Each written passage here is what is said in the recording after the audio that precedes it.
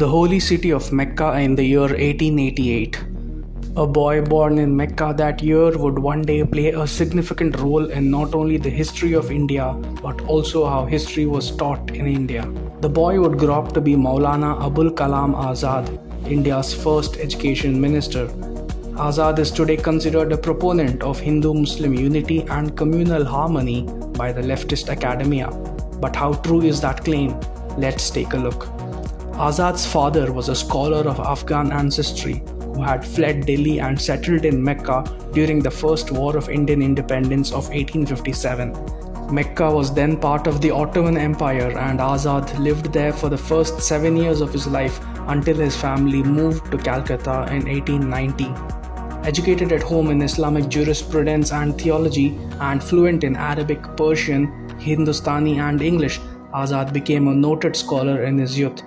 In the early 20th century, Europe began dismantling the Ottoman Empire, causing quite an upheaval in the Muslim world.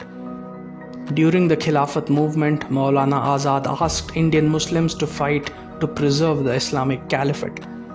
If a thorn gets stuck in a Turk's soul in the battlefield of war, then I swear by the God of Islam, no Muslim of India can be a Muslim until he feels that prick in his heart instead of soul, because the Millat-e-Islam is a single body. A fiery speaker, he even justified violence and the sacrifice of human lives in order to restore the Ottoman Empire during his many speeches in India. That hand is pious in which the flag of compromise flutters, but only that hand can be alive which has the blood-soaked sword in its grip. This is the source of the life of the global Muslim nation, means of the establishment of justice.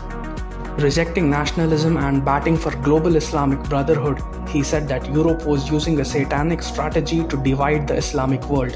This biradari has been established by God. All relationships in the world can break down, but this relationship can never be severed. It is possible a father turns against his son, not impossible that a mother separates a child from her lap. It is possible that one brother becomes the enemy of the other brother.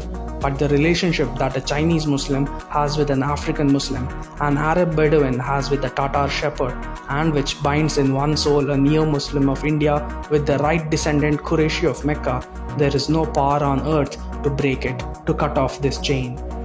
He even criticized liberal Muslims who did not side with him in support of the caliphate, calling them munafiqeen or hypocrites, and saying that the time had come to discriminate between faith and non-belief. Maulana Azad's words make it clear that he was an ardent supporter of the Khilafat movement and its ideology. The same Khilafat movement that led to the ghastly Malabar massacre of Hindus committed by the Mappillas in Kerala. And a supporter of that movement became India's first education minister. It was during his term and that of his successors that the seeds of Nehruvian secularism were sown in India's education system. But there was more to come. Enter Syed Nurul Hasan, India's education minister in 1969. The Jawaharlal Nehru University, or the JNU, was the brainchild of Prime Minister Indira Gandhi and Hasan.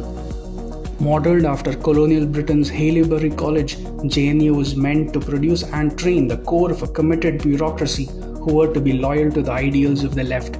The institution took a sharp left turn thanks to the curricula and faculty carefully chosen by Hasan from his pool of pro-communist teachers. Over the years, many of the faculty posts were held by the left or liberal academics. These academics would hold important posts in government institutions like the NCERT and ICHR and go on to write textbooks that would one day be taught in India's schools and colleges. These textbooks would distort Indian history and teach children to be alienated from their own culture and heritage. So if you are wondering what caused India's modern education system to be this way, look no further than a Khilafat sympathizer and a leftist.